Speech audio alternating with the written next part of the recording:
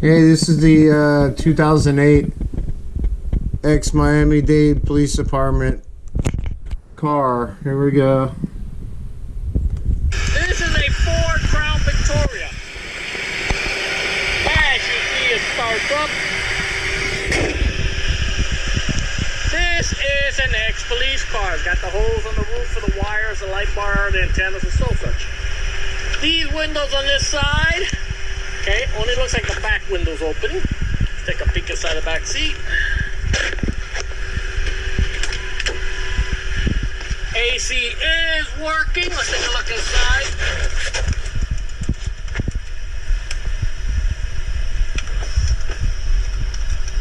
Okay, and as you see, this window's not working, not even with this switch. So we're gonna roll this Crown Victoria forward for you.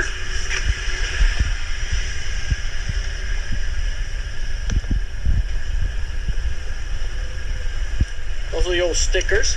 Windows on this side. Okay, both back and front window are working here. And we're gonna roll this Crown Victoria back to you. This is a Ford Crown Victoria. GoPro, stop recording.